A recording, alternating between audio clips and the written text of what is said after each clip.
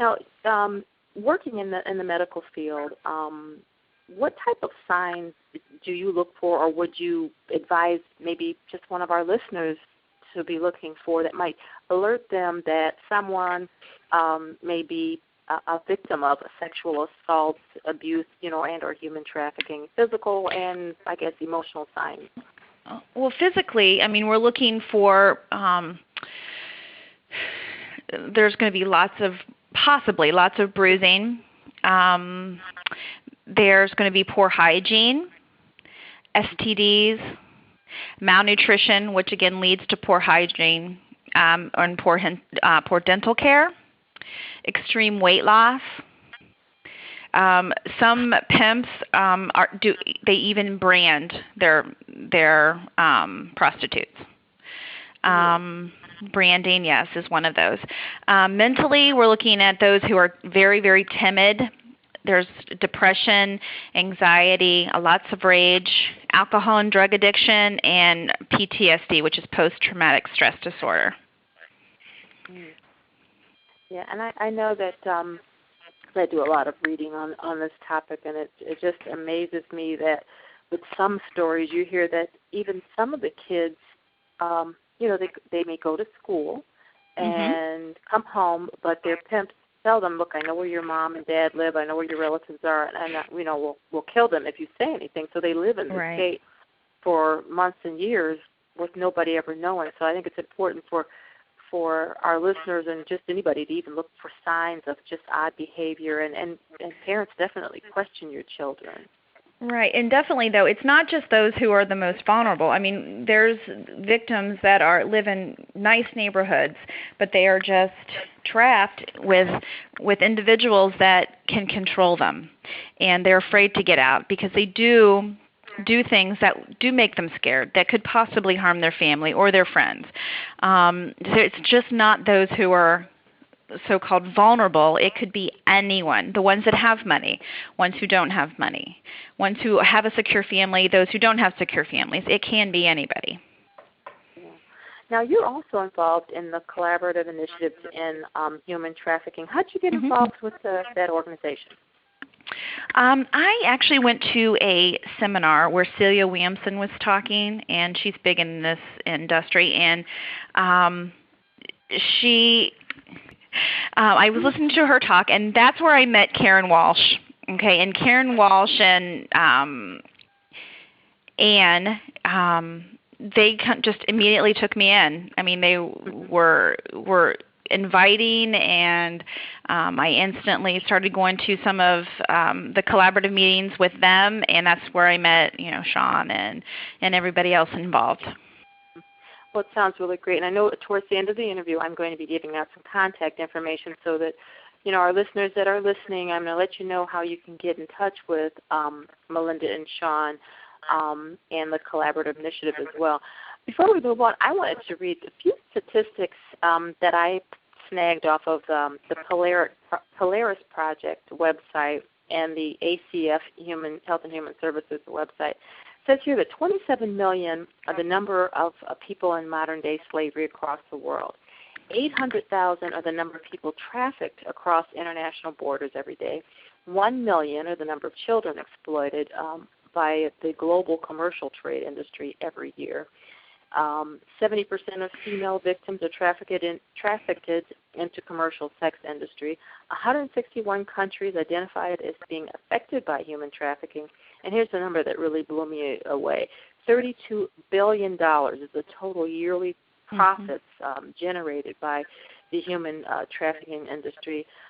Those numbers are just shocking to me. And of course, I'm sure the reason why this continues so largely has got to be because of the profits. I mean, $32 billion, isn't that, to me, is just unreal. Yeah, that's amazing because the amount of money that's being brought in for trafficking, and pretty soon it's going to surpass even the drug trafficking that's going on, because you can only sell a drug one time, but you can sell one person over and over and over 20 times a day. That's a huge amount of money for just one person.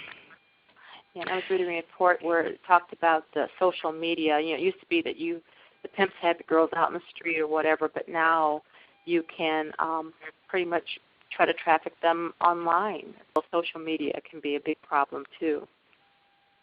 Right. Now, Shawn, if someone were to suspect or become aware that somebody's being trafficked, is there a toll-free number, or how can they report this? Yes, there's a toll-free number that you can call the National Human Trafficking Resource Center, and the number is 1-888-3737. So, and we'll post that number also. Well, undoubtedly, to me, the key is information. Really trying to get the word out, and the two of you are definitely doing a great job with the collaborative initiative to end human trafficking. I know that you're in the process of trying to get your website up and going, but we will be posting for our listeners, Melinda, or Mindy for short. I think you don't mind being called Mindy.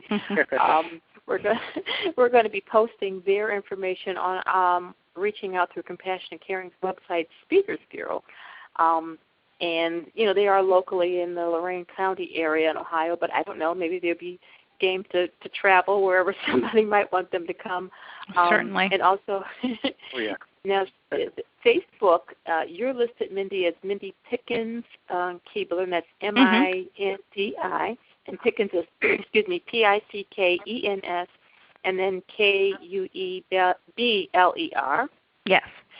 And Shawn, on Facebook, you are S-H-A-W-N, and then Cleveland, C-L-E-V-E-L-A-N-D. Correct.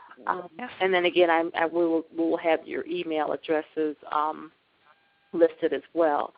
And I really urge all of our listeners to please, information is the key. And these two people are equipped to come out and speak to your organization, your church, your group. Let's get involved and see what we can do to end this horrible thing that's happening, and it's considered, modern day slavery.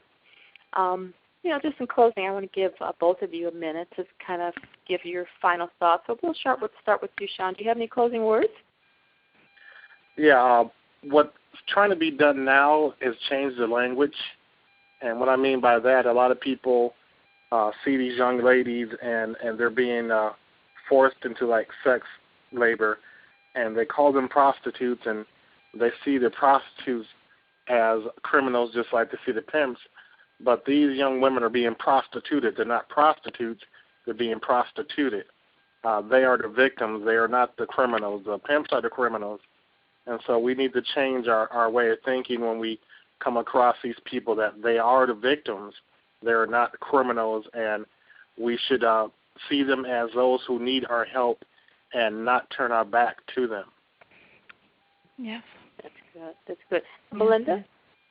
I'd just like to say that, human trafficking is like cancer used to be, how, these people used to whisper cancer, and now cancer is so widely known. People talk about cancer.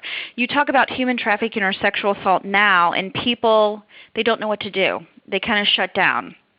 So the more that we talk about it, the more that everyone becomes aware about it, the more that we can do to help and prevent it. So I think that the huge thing is awareness, and that's what we're trying to do. Great. Well, I certainly thank you, and we here at Reaching Out Through Compassionate Caring, thank you for both of you for what you're doing to try to get the word out.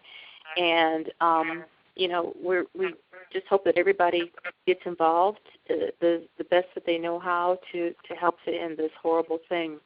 And again, that's the collaborative initiative to end human trafficking, and we will be posting the information on www.reachingcaring.org. Just as a reminder, this broadcast is available for download and a link to YouTube, Podbean, iTunes, Facebook, and Twitter. Outreach News is in association with Reaching Out Through Compassionate Caring, your outreach connection. Melinda, Shawn, thank you so much. Thank you.